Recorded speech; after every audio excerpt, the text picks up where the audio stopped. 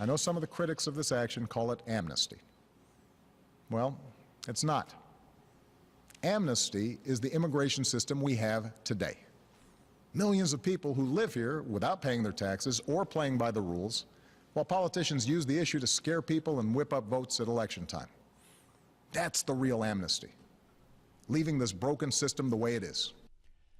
President Obama's executive action on illegal immigration has thrilled many and left some believing they are being a little bit overlooked.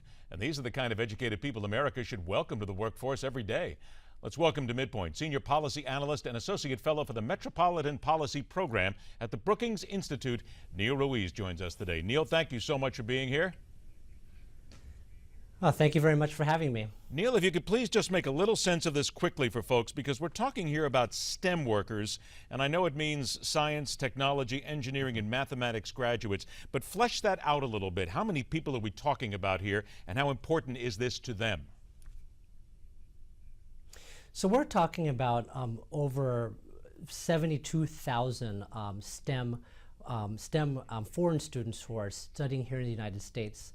And what the president wants to do is actually allow them to stay here temporarily, at least before the Congress fixes the entire system, since right now there's a really difficult for foreign student graduates to stay in the U.S. and work. As I said in the introduction, though, aren't these the kind of people, the kind of technicians, the kind of professionals that we want to keep here simply because America's fallen behind in so many of these technologies in the last couple of decades?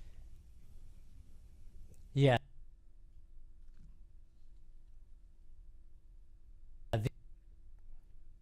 Very innovative regions in the U.S. really rely on STEM workers, and the majority of STEM workers happen to be foreign.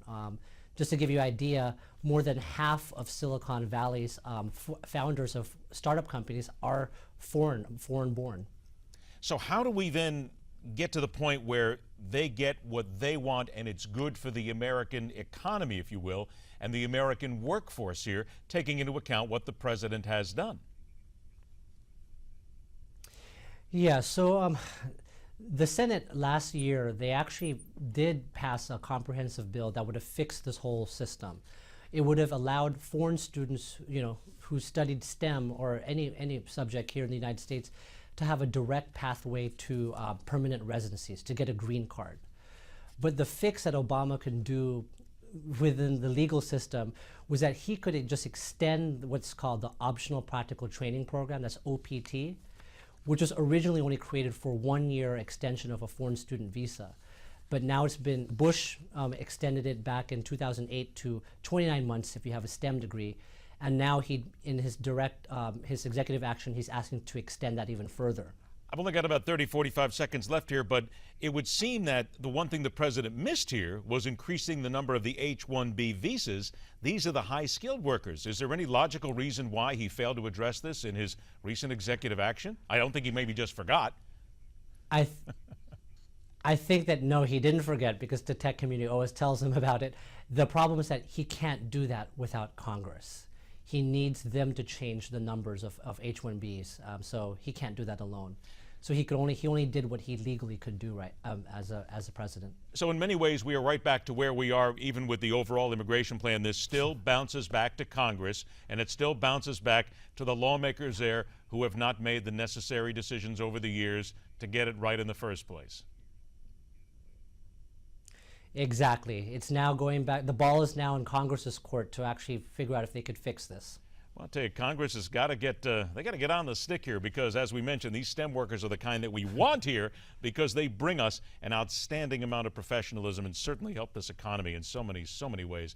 Neil Ruiz, we're all out of time. I thank you very much for your time to explain it a little bit. I wish you and yours a very happy Thanksgiving.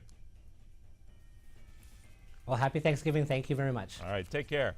Next up, the former mayor of New York takes his turn talking about crime, and he is shouted down for being right. The numbers even indicate that he is right, yet many people would rather call him a racist.